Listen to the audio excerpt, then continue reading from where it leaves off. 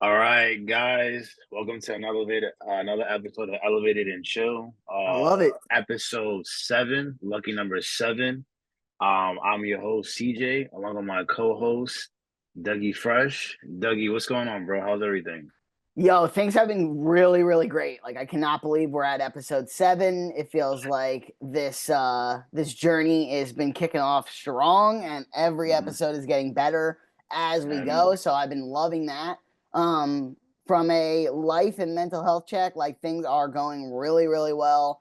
Couple weeks here, we have Dylan's 6 month doctor's appointment. So I cannot believe that she's already six Every months. 6 months. and and we're gonna be starting like solid foods here shortly with her. So like Hmm. that's so fun. We're gonna be like digging into. I think we're gonna try avocados, and then we're gonna try mashed potatoes, and Hmm. obviously like not super solid stuff, but stuff that she can get at. And she's been really grabbing at things now, like wanting food, which is super fun. And we saw some family over the weekend, which was nice. Got to go and see my mom and my grandma, and they got to see Dylan, which they haven't seen her in a bit, so they were super Hmm. excited about that as well. So a lot of good stuff there, and then yeah, man, just grinding. Things are going well on my front, like feeling really good about everything and positive. So ready to rock and roll. What about you? How's everything on your end? I mean, everything's fine. No severe damages to the mental health this week. Just adulting. I don't got really no updates on, having a kid or whatever the case may be. But like I'm excited for my trip coming up for Ghana. That's coming up this month actually. So and I know we're gonna talk about that later in the segment a little bit, One dive in a little bit hundred. more a little more deeper. But yeah, just adulting, just tackling life, you know what I mean? Something, we're used to doing. So I mean, can't there hasn't been any hurdles this week, so like that is always good. I yeah, feel that's a like plus. That's always a thumbs up. when it's a smooth week and you feel good about it, and like we're now at the recording spot of the week, like I feel so much better that there Yeah. wasn't any hurdles to hit. But yes, Yeah. still adulting, life be life in. They be throwing us a curveball here and there, but we be getting it done. That's for We sure. get exactly. So something that we put in the agenda that kind of bonded us together was our fraternity. Hmm. We kind of haven't really spoken about that in the previous episode, so we thought it would be a great opportunity for the home team to understand where we met and where our mutual background comes from. One hundred Um, percent. our fraternity is Alpha Chi Rho. That's the fraternity we are part of. Um, Dougie was in there before I was, 2 years before I was, and then I came after. And me and him had a mutual bond that literally just gave birth to this podcast. Pretty much, yeah. Um, Like literally, without the fraternity, obviously, we probably wouldn't have connected as friends. yeah. We wouldn't have gotten as deep as friends. You were Mhm. also part of my line and lineage. Yes. Yep. So, our other fraternity brother, Sanjay, who is one of our great friends as well, is your Co- big, my Yep. little. Yeah. So that lineage is built that way. But yeah, we got very, very close. That was a big part of our college career. Hmm. From a professional standpoint, it helped us in many ways. From a personal standpoint and growth, it helped us in many ways. And it was just rooted in like who we are as people. It's just crazy how long it's been It's been. since like we were in the weeds with the fraternity. And there was a time before you even were in where Yes. I was vice president running the whole fraternity. And Yeah. like that is crazy to me in so many aspects where there was a change in leadership. We were still trying to figure out who we were on the campus, what we were going Yep. to do around like the community and how we were going to pick things up, and just like what we what we made our mark on as an org in Greek life, because Pace Greek life wasn't like regular Greek life. Or Yeah, for sure. when I say regular Greek life, I talk about like Southern Greek life, like people know, right? Where it's Yeah, like like down south, hundreds of frat hats and people. frat house strolling and all that stuff. Yep. Exactly. Hundreds of people in the fraternity, like they have a huge frat house or they're on like fraternity row. Like that's not Yes. how ours was at all. No, it I wasn't. mean, we obviously had our own house, but Houses, yeah. the org was much smaller. The the motto of like and how we worked with the community was much different. I felt like I felt like Pace in general was very like philanthropy focused. Yeah. With a little bit of fun, with a little bit of extracurricular Hmm. activities. Like we always did that type of stuff. But yeah, man, like that is where our initial bond came from. And I knew right when we were recruiting you and bringing you on that you were going to be Hmm. somebody that could, take the fraternity to the next level and do what you needed to do to continue to Hmm. grow, but also help us grow because we were in that pivotal moment where we needed growth. We were losing like just as many, seniors that were graduating as you guys were coming in. So it was like The perfect storm. numbers were going down, numbers were coming up, and it was like a perfect alignment on where we were going to go over the next couple of years. So what's your thoughts? Like what memories or like moments kind of just spark when you think about the fraternity and the dynamic and everything? I think my first vivid memory of just generally of you, and I say you because there was a lot of factors that brought me into the org. Well, not a lot, a few, but you were one of them. I just saw you kind of hanging around Lean Hard. Yep. And you were just like the top, like the main event, I'm gonna call it.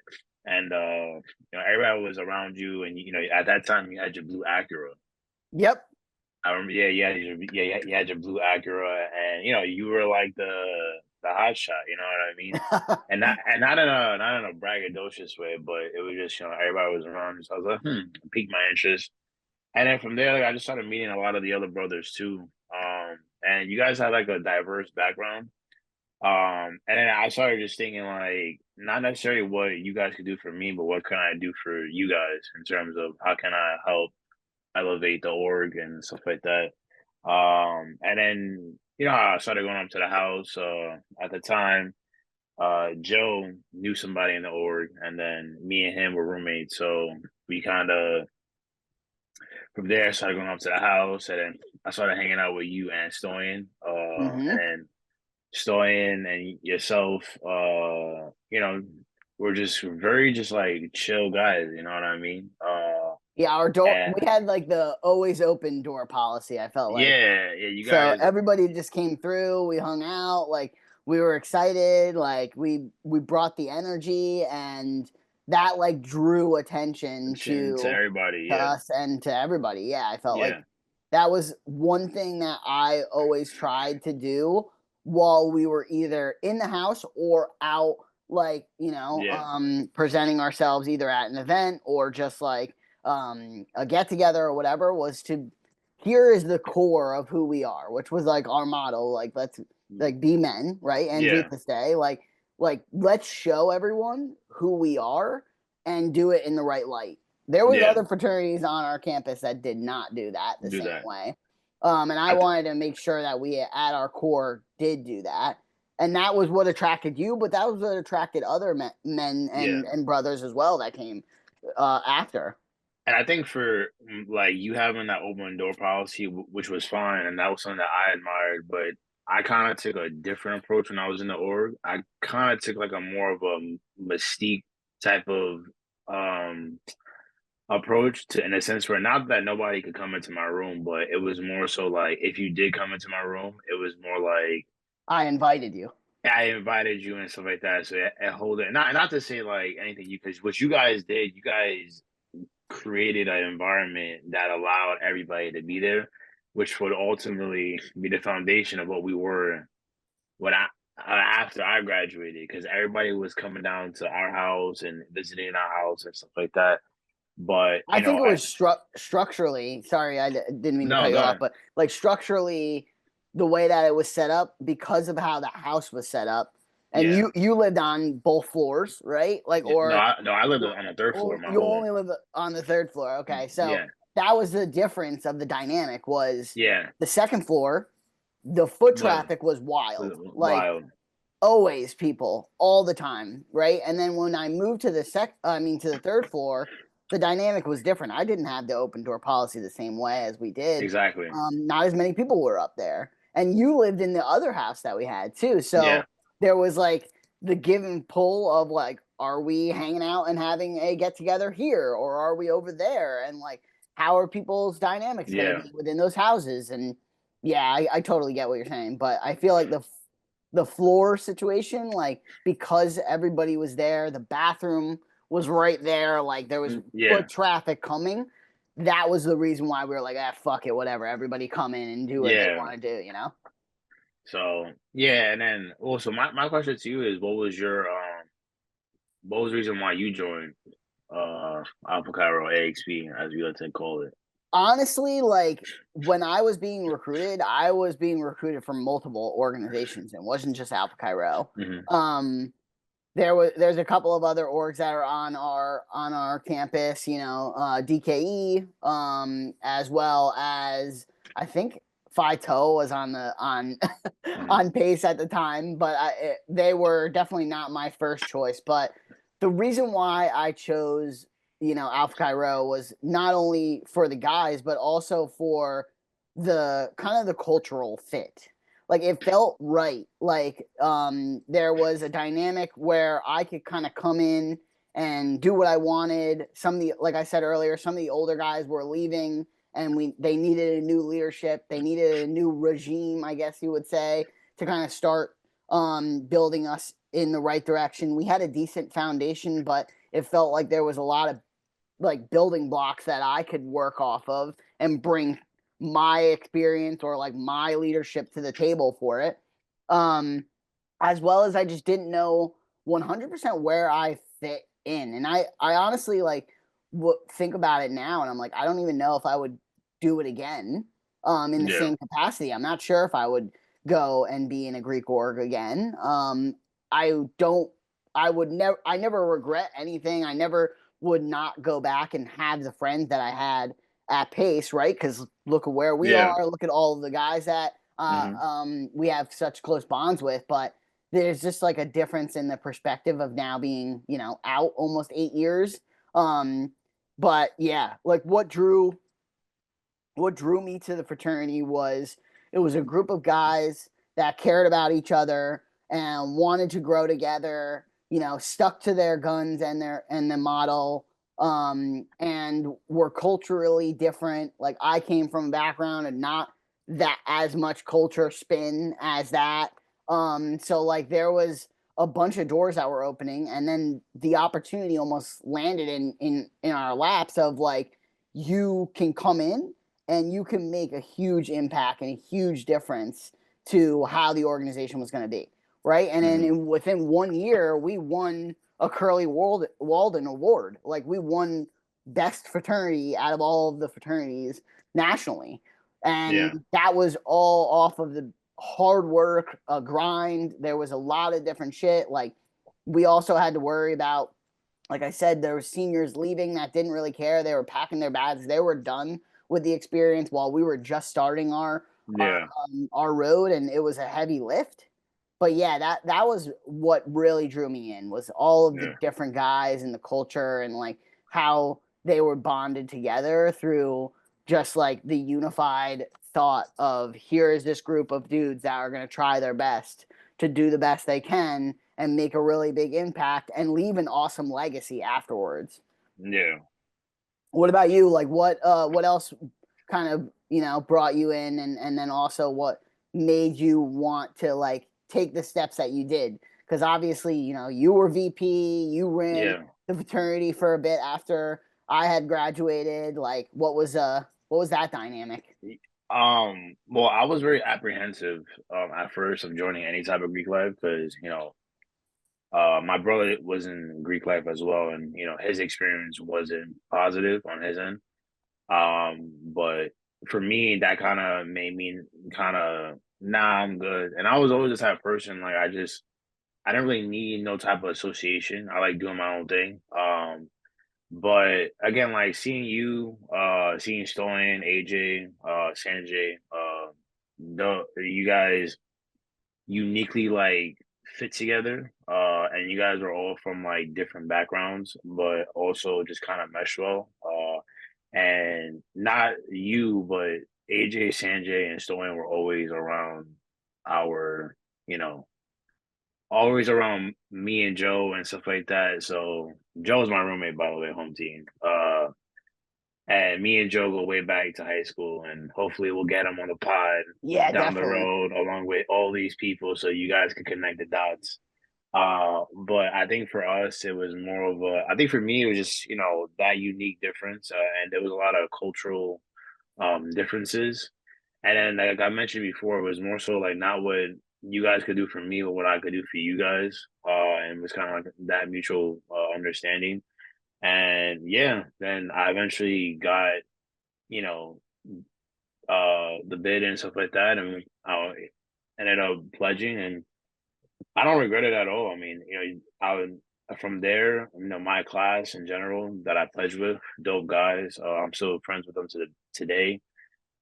We just kind of piggybacked on what you guys built prior, and then we just took it by storm, creating a whole bunch of literally elevating the org to another level, along with, your class, then Sanjay's class, and then my class combined, taking in the org to another level to where it's at right now. Because I don't know if you noticed, but Greek life is dying at peace. You know what Hmm. I mean?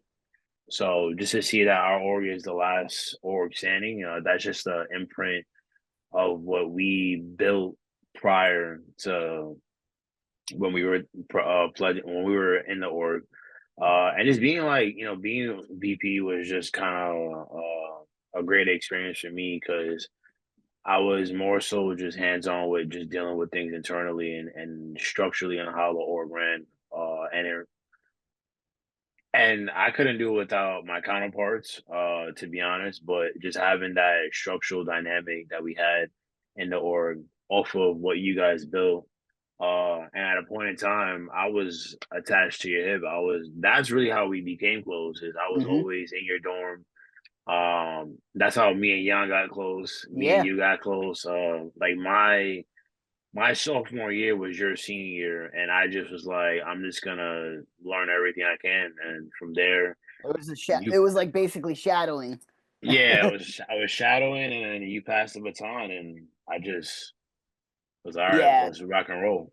And I appreciate what you and Joe had did after us because you took elements of what we did, but you didn't take all of it, right? Like We you took, there yeah, was we there did, was areas where you were like, hey, like this wasn't as positive, or there's a way that we can make this better. yeah, And that's the whole point of it, right? Is yeah, that there's this core foundation that we have that you work off of, but you don't always bring every element that might not have worked. There was times, my counterpart, Mitch, was the president at the time when I was the VP for 2 years, almost, yeah, for 2 years until he became SGA president, and then I became you president took of the president. org at that last semester before we were kind of getting ready to graduate, and or well, that last fall semester, and it was Yeah, just like we we felt like there was a lot of things that were in shambles, and that wasn't because of the leaders before us, it was because of everybody getting ready to go, right?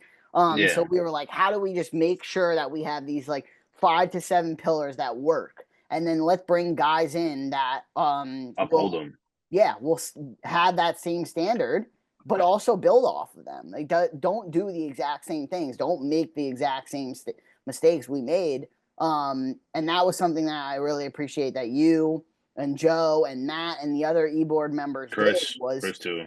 tweak what we were working on. Maybe it was around dues, right? Sometimes people weren't paying dues, other people were paying dues, Yeah, and it was a difficult situation. Like, not everybody in college has money to do that, right?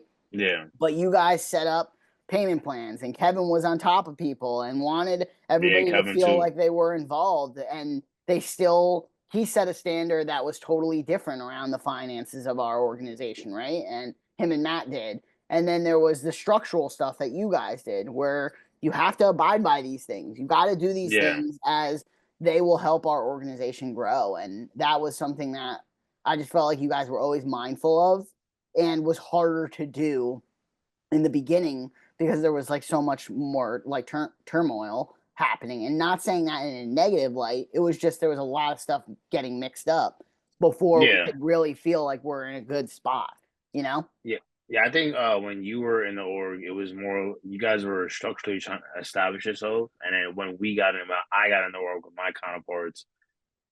You guys already had. We just needed to plug and play these little pieces, and then from there, really just start building upon the that foundation, and that's literally what we did. So I mean, being in the org, I mean, it created a new aspect for me of fraternity life, home team. I know a lot of in the news, there's a lot of news being like, all right, fraternity this, fraternity that, and Yeah, especially negative like light. down, like shedding a negative light on fraternal life. From us, we had a, not to say there wasn't any, any pitfalls and stuff like that, but overall, I think for us, it was definitely a beautiful experience for us. Um, if you guys want to try home team, try fraternal life, I would say go for it. Greek life, definitely try it out. It's not for everybody, but if there seems to be an interest, I would go for it and see kind of how it plans out for you, because it may plan out different than us, or you may have a great experience. So, definitely, for us, it was Greek life was a positive experience, and we definitely had a blast. I agree. I Um, think it also enhances your networking. It makes you a better individual. So if you home team, if you do have the opportunity to do it, absolutely go for it. Don't ever say no to things that could potentially help you grow. Even if there is going to be some tough times with it, that's the whole idea. Is like as you go down, you build yourself up, right? And that yeah, was something that was a part of our culture there too, but also a part of our background, right? Like yeah, all these guys that were a part of our fraternity came from different backgrounds. And exactly. I know you and I were like talking about this earlier, as wanting to be a part of like bringing that up in the segment. After it's already been 7 episodes, we really haven't given the home team a Team, background of who we yeah, are. So give me a little bit more, CJ. Tell me what's going on, where you grew up, what you did as a kid, and like what your cultural background is. Like, let's work on it. Let's see. yeah. Yeah. So home team. I'm from the Bronx. I'm born and raised New York City boy. Through and through. Grew up. My background is I'm Chinese. I'm Austrian Jewish, and I'm also Puerto Rican. So that's a little bit of my cultural background. But my defining thing is I'm from the city. I'm from the Bronx, so that has been kind of my identity and stuff like that.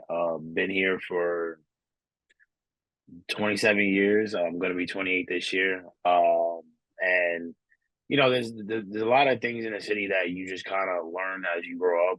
Obviously, there's pros and cons to everything. Not everything living in the Bronx is petrifying as people portray it to be. There's a lot of beautiful essence to the Bronx and the authentic cultural background. Like for example, just being able to walk up to the bodega at 3 o'clock, 2 o'clock in the morning, is something that you don't really see in other areas of the world. Just being able to hop on a train in at 1 a.m. is something that, again, you won't see. Even like going up north, having Metro North and the LIRR, those train Mm-hmm. stations close at like 12 a.m. But Yep. the MTA is constantly running at the wee end of night. And I think growing up in the Bronx just made me it really helped me learn about people, dynamics and stuff like that. Because the Bronx is a mixture of different cultures and stuff like that. Mm-hmm. So having the insight to learning about different cultures and and different backgrounds and helped me kind of progress in my college, which swinging it back to the org, me Mm-hmm. being vice president helped me connect with people on a different level because of my cultural background coming from the Bronx. So I think I think having living in the Bronx was it's a beneficial experience. Obviously there's cons to it. It's very dense. There's a lot of people. um you know you walk around, people are very aggressive here. It's very rough. But at the same time, like I always say, it builds character. It builds that mentality. Like, I gotta be strong. I gotta be independent. So the Bronx has definitely been a part of my identity, and I carry it, as I continue on with life. I But mean, there's iconic places too, right? exactly, There's the yeah. Bronx Zoo. There's all of these Yankee restaurants, Stadium is Yankee here. Stadium. Yeah, it's Yeah, just like these attractions that draw attention to that area, right? And that's also a lot of the reason why it is dense is because yeah, of those big things. Not just because of all the people that are living there, but like these big attractions or big tourist areas find exactly. their way there, and then everybody is in those spots, and they love that part of it. That's part of the Bronx culture that everyone knows, right? And then on top of that, hip hop originated here, so that's another thing too. The musical backing behind it. There's just a lot of and the Bronx has like different areas too, like similar to Manhattan, not on the scale of Manhattan, Hmm. but they have like little sections of like, all right, this is little Ireland, this is little Italy, this is Hmm. where the Spanish people are, and this is where the Italians are. So like there's different, like, again, like just a mesh of like a small melting pot within the bigger melting pot, because Hmm. obviously New York City is a melting pot. So I'm a city boy through and through. That's my kind of identity. But Dougie, I know you're from PA. You're from the opposite background. Yeah. So tell me a little bit more about that and your background and where you grew up and stuff like that. Yeah, so I was born in Jersey, so was a city boy for a little bit. Yeah, a little And bit. then I moved to like northeastern Pennsylvania, about 45 minutes from Scranton area, which Yeah. everybody knows Scranton from The Office, right? Yep. So I moved about 45 minutes from there, and that was when I was like 6 years old. So right when I was really starting school was when I moved there. And this is a small town, more of a Understand. rural area, Area. Yep. very focused on hunting and fishing and outdoor Yeah. activities. I went to my high school only had 1,000 kids in total out of Yeah. everybody, right? The freshmen, sophomore, juniors, and seniors. So there was not that many people there. It wasn't as culturally diverse. So like didn't have that part of my background until I came to To pay. school and came to Pace. I mean, obviously, my father's side of the family is from this Westchester area. We live in Westchester now, where Pace is, and I knew some of it, but I didn't know all of it. And that was one thing that I was really nervous about was like everything that you did growing up, you drove there, right? Like it was 15 miles away or Yeah. 20 miles away. And like I didn't really take trains. Like I took them, but it was here and there when we were going to the city. I Yeah. never really was in the city until I was Yeah. a bit older.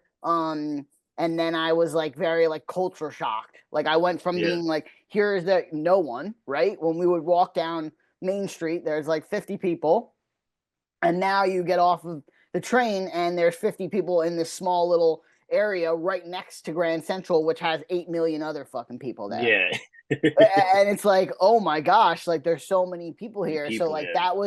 that was a culture shock for me. Jan was very helpful in that way, where she was kind of like she was bridging the gap because like some of my family is from upstate in Albany. Albany, and that's Yep. where she's from, and she From. has a very city background, and I came Yes. from a country background.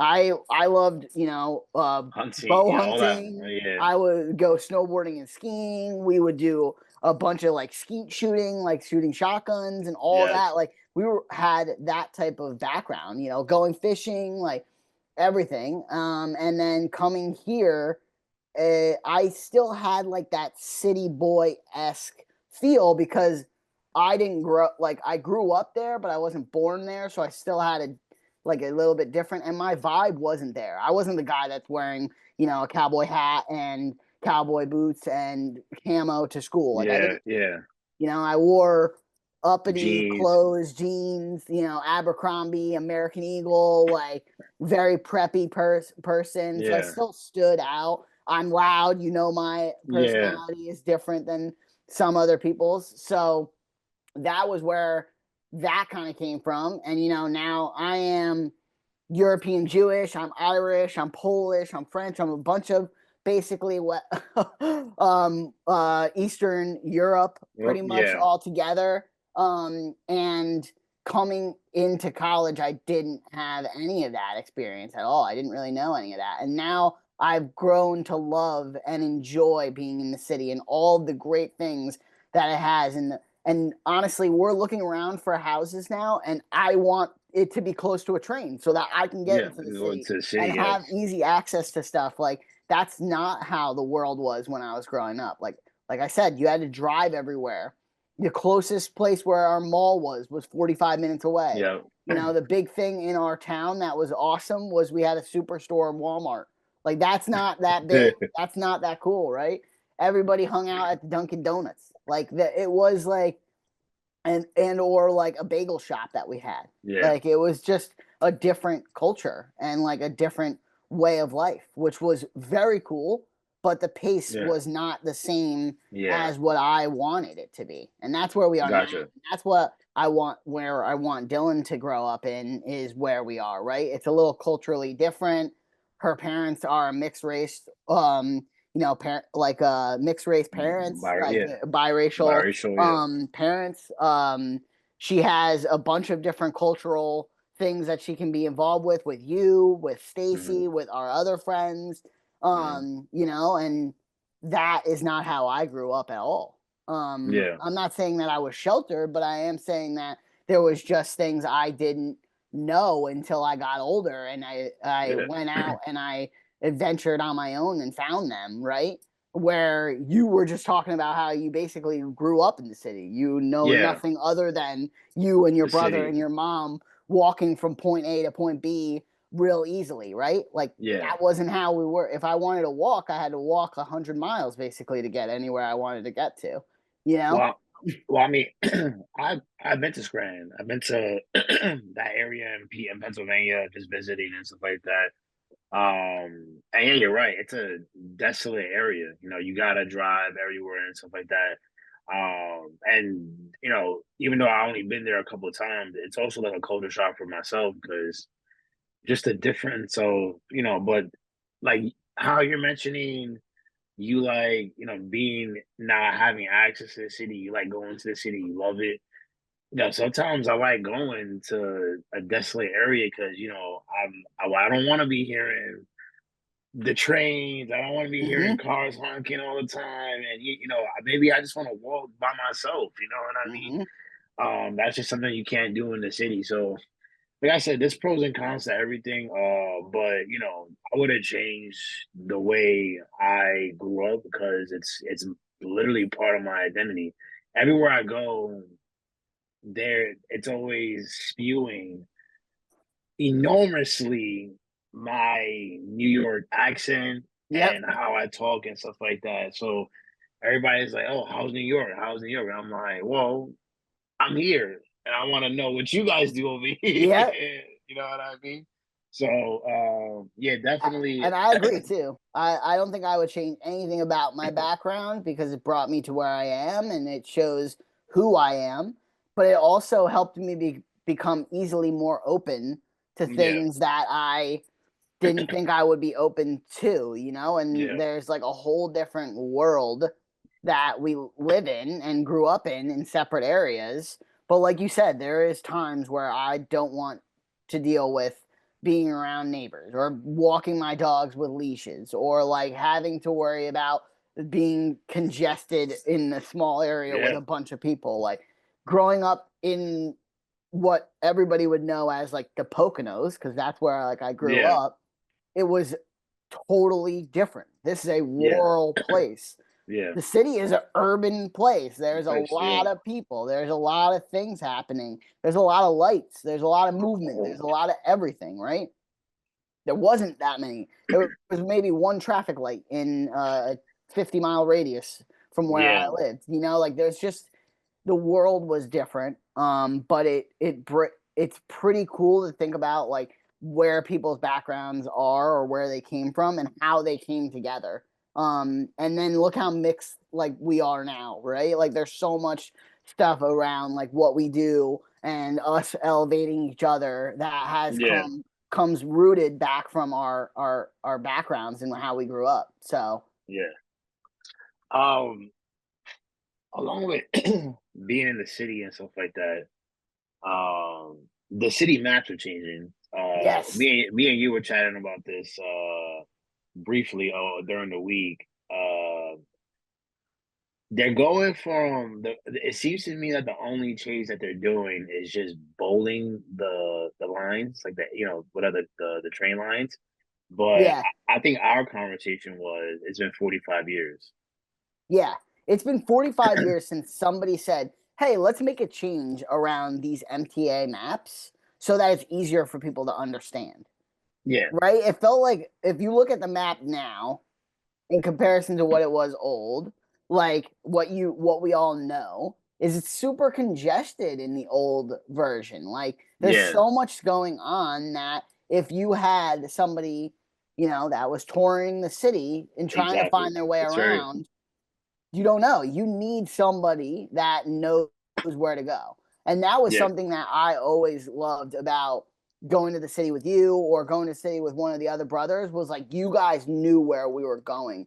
So yeah, like it didn't matter if we needed Google Maps or like we had a destination like mhm, planned out, we know where we were going. So like for yeah, for my birthday, we left from Yankee Stadium and you and Jay knew every bar that we were going to go to or every spot like that we were going yeah. to get like some food, and it didn't feel like we had to like where are we on the map? Yeah, What are yeah, we yeah. worrying about? Scrambling. Like Yeah, yeah, what train are we going to take here? Like how do we get there? Like it did. yeah, There was none of that. You were like, all right, we're going to get in the subway. We're going to take this to here. We're going to go there on this, and then we'll have to cross over here.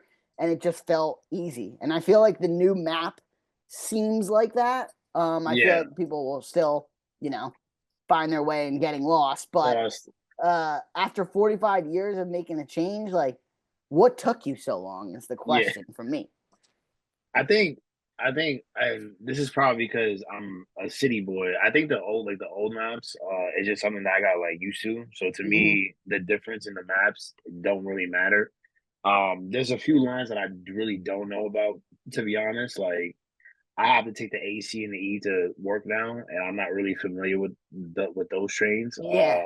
But For me, how I operate in the train system is how I will operate if I'm driving. I read it Mm-hmm. like a highway. So like, and when I'm going on the train station, I just read the sign. Mm-hmm. It's like, all right, like the T train's here. If you follow this sign, the C, and then you'll get to your destination. I do agree on the fact that like what you're saying, it is bolder, so it kind of sticks out more, so people like don't have to like zoom in and kind of Mm-hmm. see. But for me, the old way is just more authentic. Like I remember when you used to go places, you would when maps were still a thing. Now you could just pop it in Google Maps, Yeah. but when maps were a thing, that was the highlight. It's like you open up the map and it's like this is the train system of New York. It was like kind of iconic. Yeah, definitely. The old map is kind of iconic if you really And it think was about on every car, right? Like it. so when Literally you're sitting everything. sitting in the train car, you would see the whole map and where you were going and everything. Exactly. So I think the new map adds more clarity, but in terms of nostalgia, because that's my biggest thing about the city changing. Like there's a lot of like I get the nuances and you want to make things more lively and not necessarily lively, but more um I don't really know a word. You want to create a new environment. I'm just gonna put it like that, new environment. But now it's like you're stripping a lot of the authentic traditions and culture that the city is known for. Like Mm-hmm. examples, everywhere you go, they're building real estate. Mm-hmm. It's like all these high rises. and that's cool and all, but like you're taking out my local bodega, and Yeah. I love that And I bodega love that one because it makes a because fucking banging bacon, egg, and cheese. exactly when 2 a.m. I'm getting home late, I'm gonna stop there. The guys know me in there, and they're gonna give me my bacon, egg, and cheese. You're One regular, word. yeah. You know what I mean? So Yeah. I think now is just the changing, and but like to your point, 45 years, like why do it now rather than do it back then when it Back was then, or yeah not do it at all and just leave reiterate it that this is an iconic piece to the puzzle. Like when yeah you go down into the subway, the first thing you look at is the map. yeah Either way or not, like unless you absolutely know exactly where you're going, which yeah is no different 100% when you're in Grand Central and you're like, oh, I'm gonna go to the 4 or the 5. I know where I'm yeah going. I need to get down, go downtown. Okay, yes. But when you're like, oh, I need to go over to City Field, because now you can get over to City Field with the trains. get Before a you summer couldn't, train yeah right? So like now I gotta get on the 7, I gotta go over here, I gotta go there. That's when I'm looking at the map to make sure I know where I'm going. And the going yeah map is been the same. So this new map, you're gonna one go through all of the train cars and everywhere in the subway and update it. One, you know that that's gonna take forever because they take forever with everything. And yeah two, is the updates to the map really for us, like the core New Yorkers, or is it for a tourist that comes and now you're highlighting, oh, these are the areas you should go to, like Times Square or like the Botanical Gardens or yeah like Central Park, like because you want more people people want traffic there, more traffic going to those areas because there's now food trucks there and there's like activities and people are paying more. But like that all leads to the congestion prices too, which is yeah something that you and I were talking about. Is that the right about call? Probably, because there's a lot of people, but you better use the money the right way, right? yeah Like if you're gonna have people paying tolls coming in and out of certain spots of the city, not just tolls that they're paying for the bridges to get into the city. Now you're paying tolls while you're in the city yeah deeper. Then you better make sure that everything is much much cleaner. yeah We shouldn't have trash all over the roads and on the sidewalks and everywhere. Like that's wild to me. If we're gonna have more money, we should clean that up. Some of these sidewalks are horrible. Like if you go out oh of Grand huh. Central and then you get on to yeah what is it? What's the boulevard right there? Um, it Broadway was or whatever it's Broadway right it there. was six I think it was I think six Grand Central is so central obviously but it's like Yeah, yeah, Avenue Americas 6th Avenue yep. Broadway All of those right there, because of so much foot traffic, like and so many people, they're just beat to shit, dude, and they yeah suck. And it's yeah like, all right, if you're gonna make people pay for all these things, you better do right by these people and yeah actually fix a lot of shit. yeah That's one thing that I feel like they don't do. They spend money more on different things than like real estate or like high rises or like other nonsense that I feel like you're walking and you're always going through some construction in some of the biggest spots in the city. And yeah those are ones where you're like, all right, do we need more jobs here because we need more people so we can get this done faster? Like, what is the world yeah doing with this shit? So we could spiral with that. I feel like for a whole Yeah, lesson. that's like a whole separate conversation. Especially me, uh, yeah, just me being here for so long. There's like even by my neighborhood, there's like so many things that should be going right that or fixable that just aren't fixed, and it pisses me off. But hey, that's like I said, we could go spiraling in a lot of different ways with this conversation.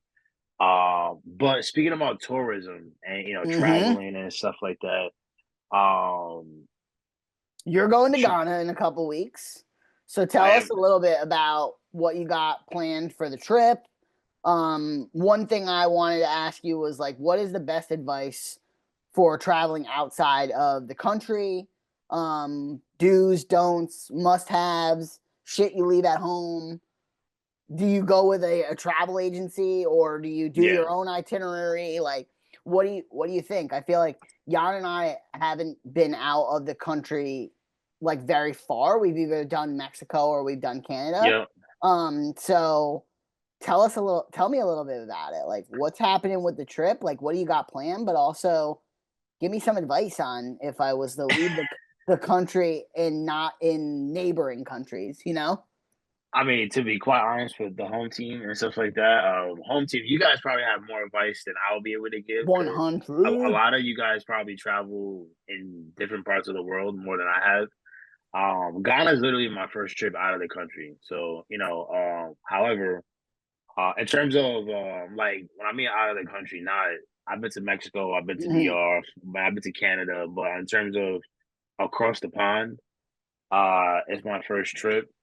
I would say just plan early. Obviously, just make sure, certain countries you need a visa for, which Ghana you do. And that takes time to go through that process. And Um, you need a visa outside of making sure that your passport is up to date and everything like that. exactly. So you need to make sure your passport is up to date. And in certain countries there's a expiration date, like a certain time period where you need your passport to be. So I think for Ghana, it was your passport. It needs to be. It can't be 6 months valid. It has to Hmm. be 6 months and above. So you kind of look into that in terms of where if you need a visa. Ghana, you need shots. The primary shot is the yellow fever Mm. vaccination. So a lot of different countries require, may not require shots because a lot of some diseases aren't prevalent, or they are, but they have it under control, or maybe it Hmm. might be something that's common to what we have in the U.S. Yellow fever is something that we don't have in the U.S. frequently, obviously due to environmental factors. Hmm. But I would just say, and primarily, just do your research. Do your research of where you're going, what the currency, the change. Yeah, I was gonna ask what about So the I believe currency. In Ghana it's cedis, cedis. I might cedis. So I don't really know the currency rate change. I'm kind of learning more about that now. But that's like the currency that they have over there. So just know about if you're going to Europe, the euro. If you're going to China, it's the yen. And so forth and so forth. Um, in terms of like, what do you need? So it's 65 cents to their dollar Yeah, is the conversion rate for US. So that's actually not bad. There's a lot of other places where our dollar goes a lot further than that. I'm actually relatively surprised on that front. So, yeah. So, and a lot of it too is where I'm going in Ghana is Accra, and that's literally where a lot of people are traveling to. So it's becoming like a tourist spot also. what like Um, drew you there? Like what was the so I have a wedding to go to over there. Oh, okay. And it was just a combination of when's the next time I'm ever gonna be able to go to Ghana. But also like to support my brother's friend as well. So that's kind of like a mixture of both. And also there's a lot of like history in Africa, generally Mhm. speaking, in Ghana as well. So I know you touched, I asked me like, what am I gonna do? Um, but I'm looking at, I'm a big museum guy, so obviously I'm gonna hit some of the museums. They got the W.D.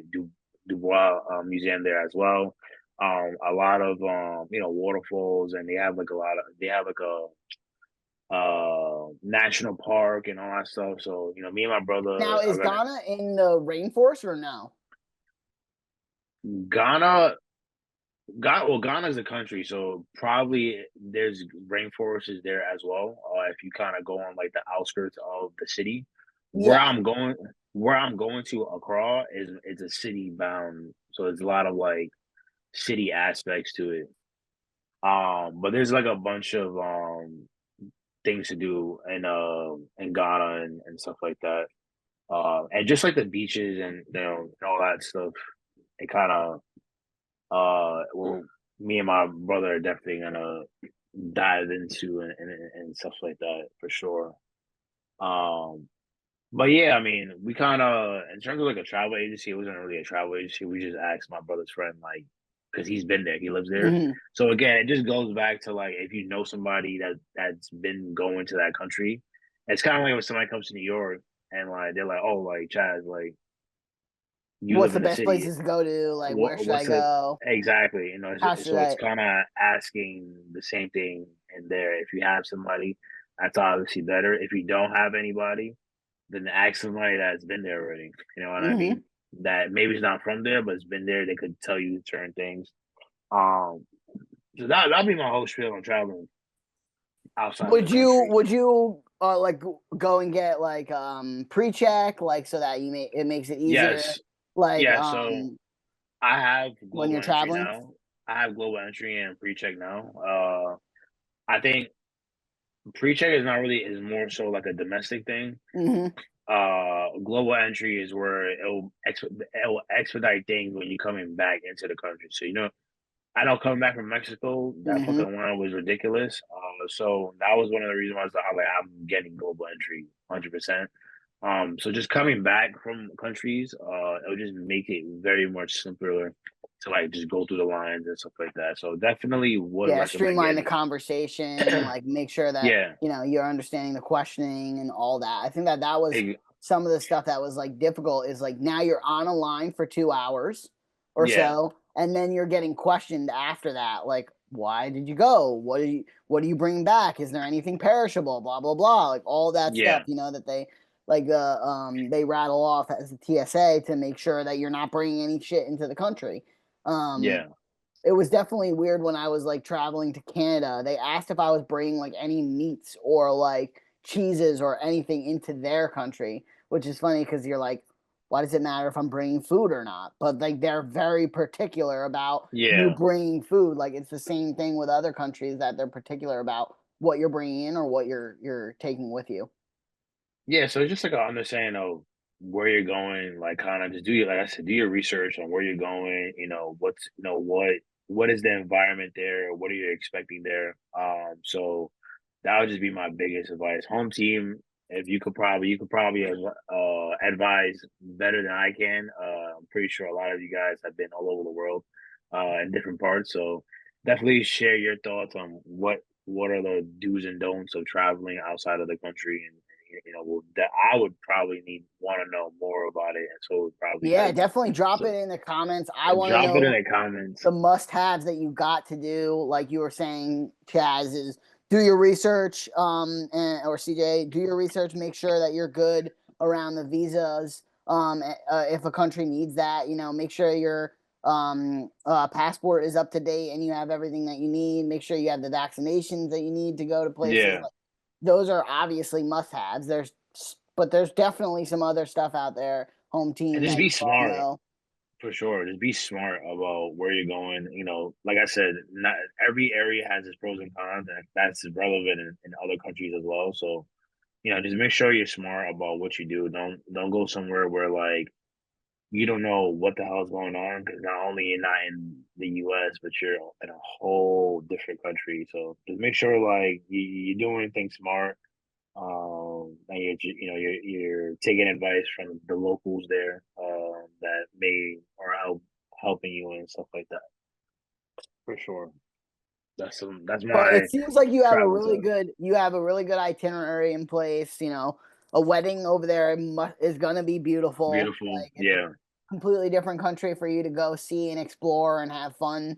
And I'm excited for you. And it seems like there's a lot of good things that are aligning in good ways. And your brother will be there with you too. So like yeah, you got exactly, somebody to back you up if anything was to happen, or like for sure. keep your blind side all set. Head on And a swivel, head on a yeah. swivel, head on a swivel. Um, So yeah. we are approaching our chill and eye segment of the session. And you proposed talking about this, our random conversations that we be having.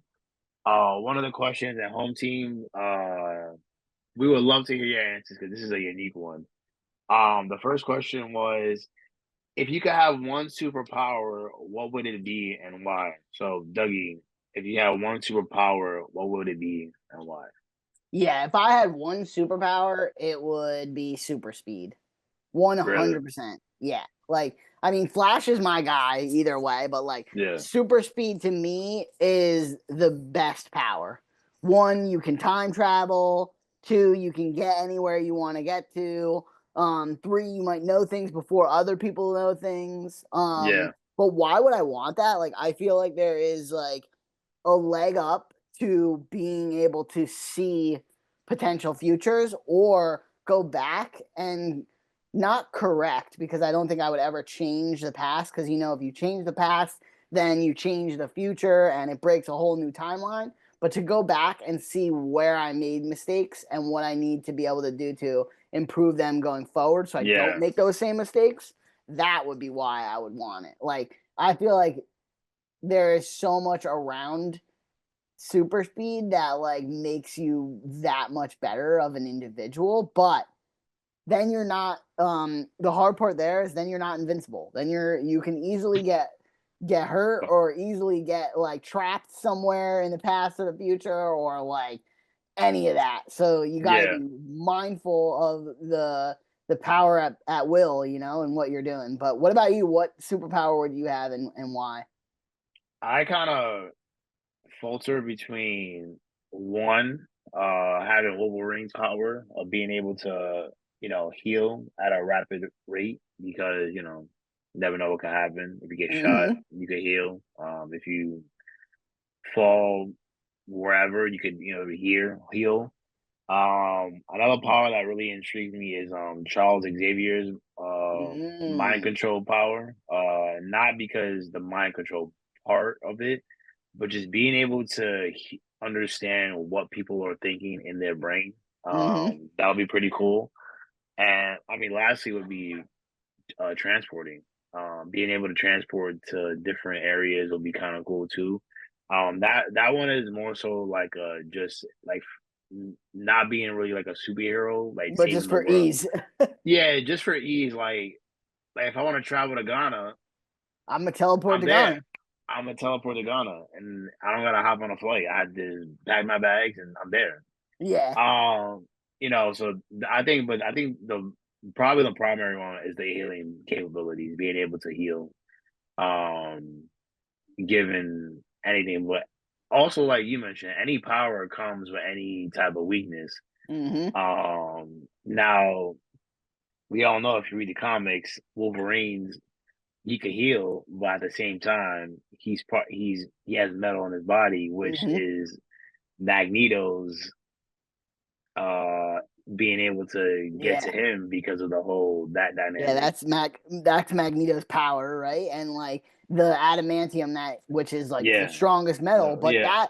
that puts you at a damper because now your full bones and like bone structure is all metal. Metal, The yeah. main supervillain can stop you at any The time. time, yeah. But then at the same time, Charles That's like Xavier, benching your MVP, right? Like, yeah, okay, I it had this cancels. guy. Yep, yeah, exactly.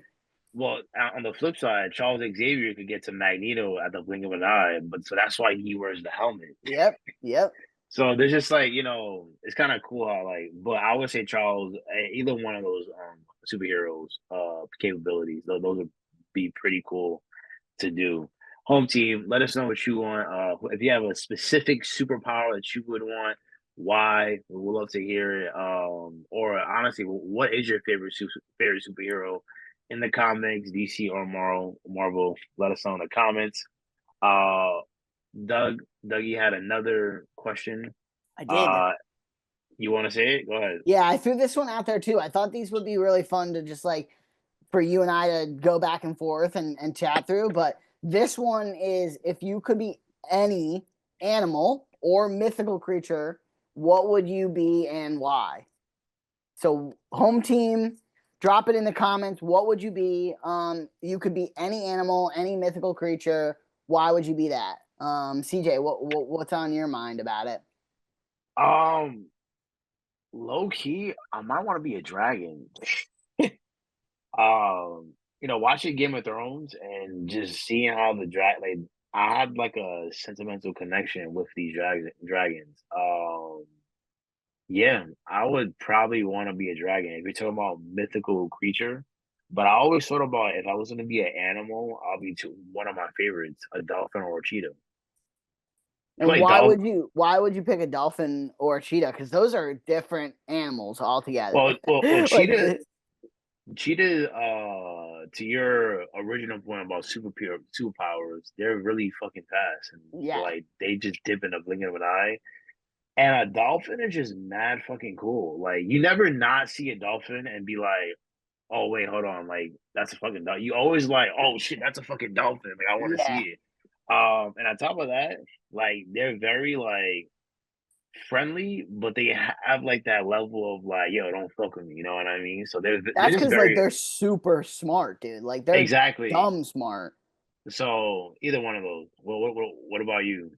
I was trying to figure out what I would be from an animal perspective, and I definitely think it would just be either a lion or a tiger. Just like Got you. some big cat that runs fucking shit, bro. Like Yeah, that is just the king of like big dog. my land and my shit, and like people just follow me if I need it, you know?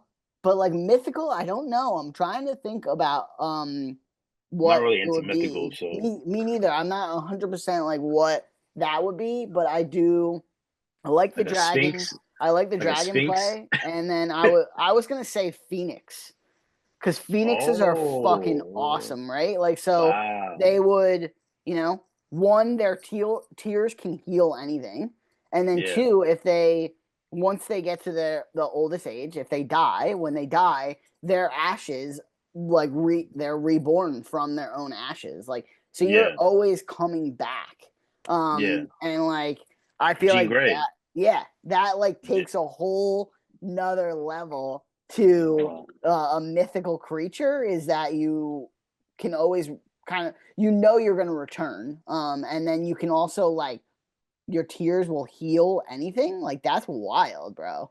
Like that's pretty cool. So if it was a regular animal, definitely lion or tiger or something, a big cat like that would fuck shit up. And then if it was I would probably go more with the lion, to be honest. Cause like a lion is like the big dog. Like that's yeah, like the top dog. Nobody fucking with the lion. The mm-hmm. tiger is like the enforcer. Yeah, But the lion is like the big dog. Like everybody's scared of the lion. Blah blah. That's I mean, yeah, I would want to be and a the lion phoenix too. is pretty cool. That was what was on my mind. But I guess a phoenix isn't like fully mythical. I guess right. Like some of it is mythical, but I also think that it's built off of like or like modeled off of other birds that exist currently. You know, Yeah. um, Well, I mean, it's kind of like a dragon is built off of like I guess like a some type of dinosaurs I would always think of or something like yeah, like that. a You know, dinosaur-ish, bird-ish, yeah, snake-ish, like kind of like a reptile. reptile-esque type of thing. I don't really like because I'm not really like a big fan of like fictional characters and Yeah, such like that. So I like the idea of being like an actual animal that I fucking know and I've seen in the zoo or some shit like yeah. that. But definitely like watching Game of Thrones, the dragons definitely. I'm like, And do you have a specific dragon, or it's just like dragons? Like, because I know Game of Thrones, they have other, like, they have multiple dragons and oh shit like man, that. I'm not gonna lie to you. I Hmm. don't even remember the dragon. Well, it's not that I don't remember the dragons. It's just when I was watching the original, like no, I wouldn't say the original Game of Thrones, but the Game of Thrones that is like where all like Jon Snow and it is in Yeah. and stuff like that. Out of those three, I would probably go with um I like Viserion, Mm, but he ended up, he ends up yeah. yeah. But Don't tell the audience. yeah, I'm not gonna tell the home team if you haven't watched it. You should be watching the home team, but if you haven't, I'll spare you this time. But in the House of Dragons, I kind of like Damon's dragon Hmm. because it's like not like a big dragon, but it's like a slithery dragon. It's kind of sleek. It's kind of Hmm. amiable, and it's very strong too. So I'll probably go with Damon's dragon. Probably one of my favorites, to be honest. Dude, that dragon kind of reminds me of How to Train a Dragon. And the He's like, dragon, yeah, that yeah, same exact, like yeah, sleek, like what, toothless or whatever he is, but like he's like black and like crazy strong, but like he's on the smaller side, but he's fast and nimble. Yeah, yeah, like, I like something like that, like not like a big dragon that like it's like kind of it's like takes up so bulky much and out space. of the It's way. bulky. It's like flying an airplane. Like you don't want like a. I mean, obviously you will want a bigger space depending on what you look for. But if I'm Hmm. talking about a lot of these people used dragons to go to war, so if Hmm. I'm thinking about from a war aspect, I would want a slender dragon so I could be dipping, Yeah. attacking, dipping. Yeah. Home team, let us know what you think in terms of what mystical creature you would want to be, as well as a superpower that you would want if you were a superhero. Drop it in the comments. You can put a spin on things and also tell us if you want to be the villain. That's also cool too. Yeah, definitely. That there's definitely a lot of villains out there.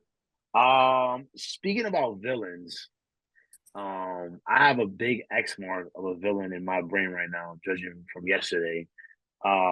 Duke. The Final Four was yesterday.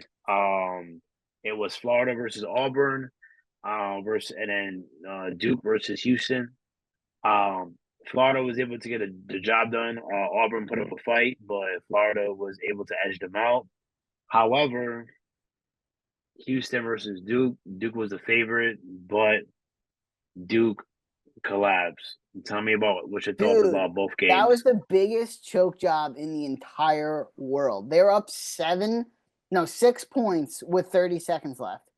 Yeah, Their likelihood to win was yeah, 96%. yeah, 96%, dude, that's crazy. That means that it was just terrible coaching, horrible defense, and no shot making that happened at all, dude. And yeah. I was upset. Like obviously I had Duke going all the way. I had them winning the whole thing. The So my bracket is absolutely screwed. But at the same time, you put the ball in your best player's hands and he came up short. That happens. That happens. yeah, Right? But like you shouldn't have even been in the situation where you needed to score again to actually go up one. You were up six. You should have locked in 30 seconds left. You know how college basketball is now, where they play the foul game the last 20 yeah, seconds. So it stretches the game out like a minute and a half to 2 minutes. But yeah, it was just not good. And they didn't think about the plays, the inbound plays. Like they didn't like literally draw anything up. And you're like, you're the number one seed. Like yeah, obviously, there's all these teams in the Final Four were number one seeds, but you were besides Auburn, you were the number one seed that was projected to win the whole thing. And it's like, yeah, why did we collapse so quickly? When yeah, you had the game on a stronghold, dude, there was a point in time where it was the second half and there was only 5 minutes left and they were up 13. yeah, You should have just crunched them. That was it. Like yeah, that was it. yeah, And Houston had no right in winning really that game because they were out of it most of the game. yeah, The only reason why they won is because they literally the last 7 minutes couldn't score a field goal, and that was it. yeah. And it was just over. What was your I thoughts? think well, when I was watching the game, I mean, you're right. I think Duke was had a stronghold on the game. But just like the last like 5 minutes or so, I mean, Houston just started going on a run. And I think mainly towards the end of the game, the press that Houston instilled on Duke, Duke was struggling to get past it. There was a bunch of like, all right, like let me just throw it in. And luckily they were able to get a foul. They were able to call a timeout. They got that reaching foul, but they got lucky. I mean, I think if they didn't have that luck on their side, I think Houston would have probably came back and actually won by more than what they did. Mm-hmm. Um, and it was just also like no like sort of like rebounding. That was another thing too. I mean, I think the two biggest things and when you're going that deep in any type of tournament, playoffs, or whatever is you need defense, you need rebounding. And basketball in basketball. Um there was no you have a 7-2 big man, and literally they mentioned it in the tournament. Duke was the tallest team on the Hmm. in the tournament, and you have a 7-2 big man, and come on, you're not getting no boards. Like I seen him not getting no boards, and it's like if you're the tallest man on the court, because I'm pretty sure he was. And I'm not, it's not like he's not wasn't much taller. Like I'm pretty sure yeah, that Houston's biggest guy was like like 6'9". 6'9". It's like yo, you got a couple. Like I'm not saying like every but come on, bro, like. You were just like deflecting shit, and it's like Hmm. I need you to grab it with two Clamp hands, down on it clamp and it, hold it up here, and oh, Cooper Flag, Knoepel, Proctor. You know what I mean? That's another thing. Proctor wasn't even like where was he in where that was game? he? Like You know what I mean? he was like 9 for 13 from three in the first two games in the tournament, and And then he all of like a sudden, disappeared.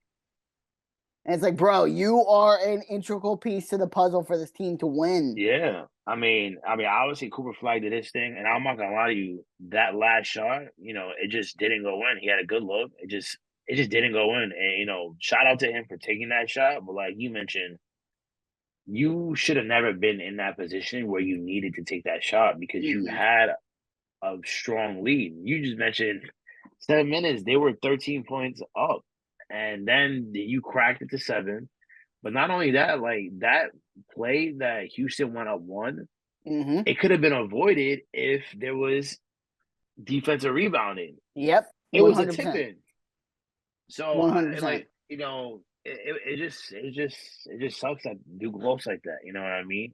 Obviously I wanted them to win. I had them in winning the whole thing. But they just couldn't get the job done.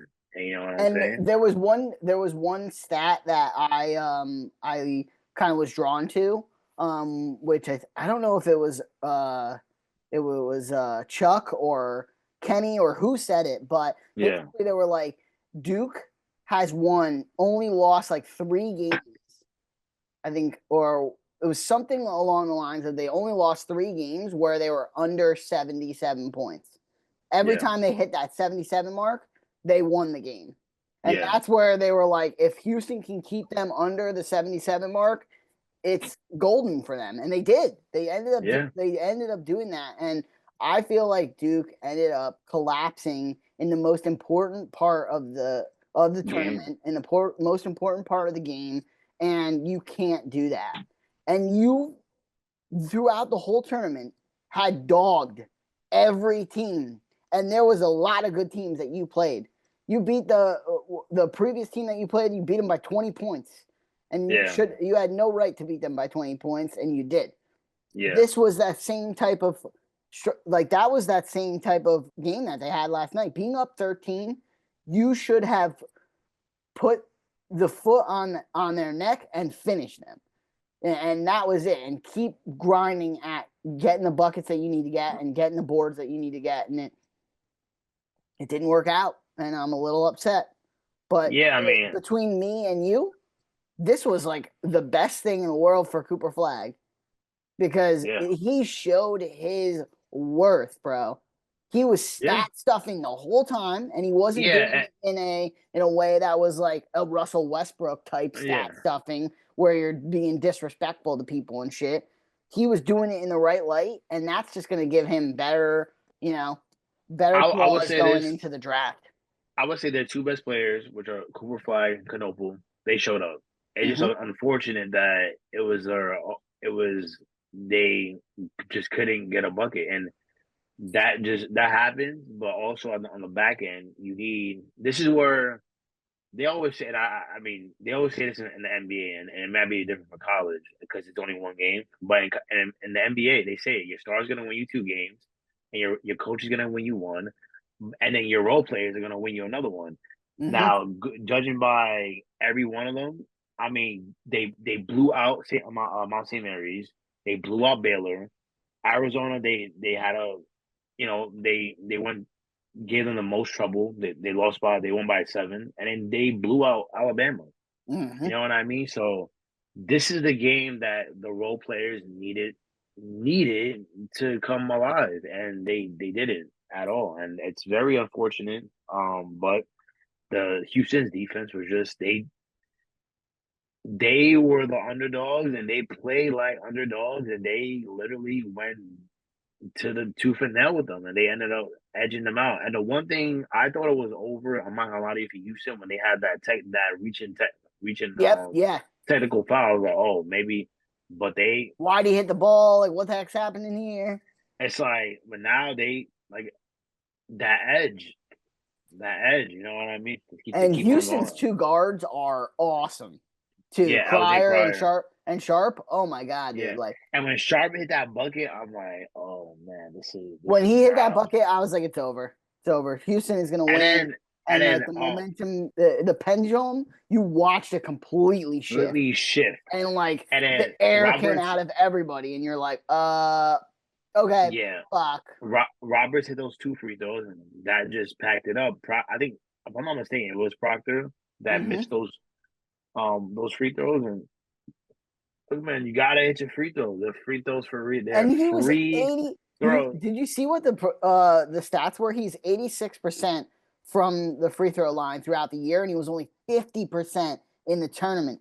That's Yeah, terrible. that's terrible. I 30 mean, basis points, dude. Like you can't do that. You're a guard on the best one of the best and teams. they wanted him to get the ball because Canopo was the best one, and out of the Yeah. tournament, he was shooting 91%. They didn't want Hmm. him. They wanted Proctor to get the ball. Proctor got the ball and did what they wanted him to do, which was miss those free throws. So, overall, I mean, shout out Houston. They won. They edged the best team in the tournament out. I think, yep. Um, it's very unfortunate that do collapse like this, but like you mentioned, it's gonna help Cooper Flag because he showed up consistently throughout the tournament. And despite losing, you always want that from your best player. And even Knoble, they both showed up. They play defense, they play hard, and And both of them are over going to be NBA prospects for sure. for sure. I think like Knopel needs to work a little bit more on his defense, just Yeah, because he is a sharpshooter. And then there's some areas in Cooper's game that can get better, but yeah, he's a really really fucking good player. So yeah. I mean, like, hey, Duke, you gotta do better, man. You gotta do better. Approaching our last segment of the session, elevated advice. Probably Duke needs this the best in terms of not being able to choke. But Dougie, what is your elevated advice for the home team I today? cannot believe we're here already. It's been a wild ride in episode 7, and I'm excited to do the elevated advice segment. So my elevated advice is to talk a lot without saying much is a specialty of mediocrity. Mediocrity. Yeah. Mediocrity, yeah, Yeah. So basically, what I'm getting out of this is if you're talking way too much, that makes you look really bad if you don't know what you're talking about. yeah.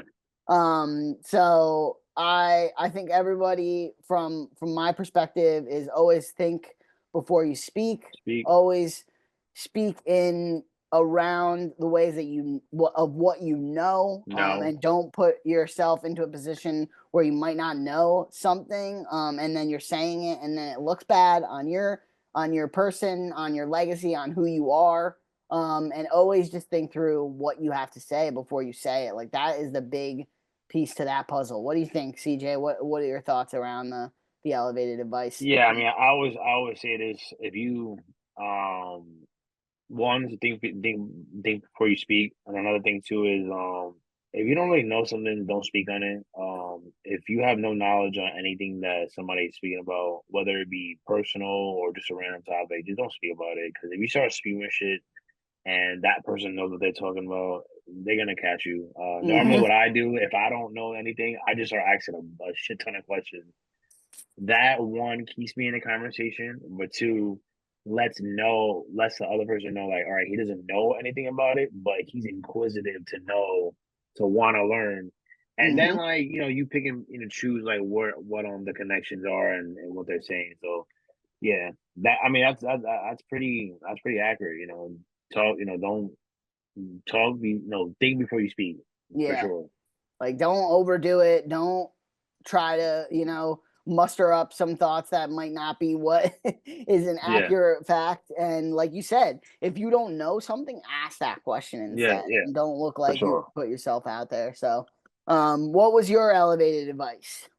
By the way, home team sponsored by CoStar. Home team, let us know your elevated advice. Also, we didn't say this as well. Let us know your thoughts on the NCAA tournament. Yep. Duke choking, everybody making it to the champion. Florida making it to the championship. Houston, what's your thoughts? We want to hear it. But my elevated advice for today is notice the glimmer on the horizon that's calling you elsewhere. Um, Ooh. it's kind of, I think what I'm gathering from this is, um, actually, I'm a little, notice the glimmer on the horizon that's calling you elsewhere. I think that's kind of alluding to the fact that sometimes the route that you're on, maybe not the correct one. If you kind of just continue on the journey, there might be another path that is calling you. And kind of be open to that. Don't neglect it, but kind of just be receptive to maybe things are not working out for you here, but maybe there could be another path that might get you to your goals and your ambitions. So that's kind of what I'm gathering from that. Dougie, you want to elaborate on what you think Yeah, on? I feel like you reading that back to me a couple times is me thinking of like there's always going to be opportunities out there. There's always going to be doors that are open, and don't miss out on like don't lose out on the opportunity of like a door that might be hidden, Yeah, or there might be a small light in a different way over there, yeah, right? Like always continue to open yourself up to options, make sure that you're looking at things from different angles and feeling, confident in the decisions that you're making. And also, if you like you said, if you're not on the right path, other opportunities will come up, and you need to choose that path. And also don't regret the path that you choose, because that's your past and that's what you grow and learn yeah. from and Mhm. how you get better. So yeah, that was the what I kind of took out of your elevated advice is, you know, those open doors might not be like easily seen in plain sight. And sometimes you need to kind of look around and dig a little deep to find that other opportunity or that other option, and take it and run with it. So I love that. Co-star, make sure We you out here, sign, we're waiting for the contract. waiting for that contract. But Elevated Advice is sponsored by CoStar. Yeah, and that's it for this session. Dougie, it's always a pleasure chopping it up with you. Home team, you can catch us on YouTube at 6 p.m. every Thursdays. If you're on the West Coast, that's 3 p.m. Pacific time. And yeah, Dougie, I'll see you later, bro. CJ, thank you for another great episode. Chat with you soon, brother.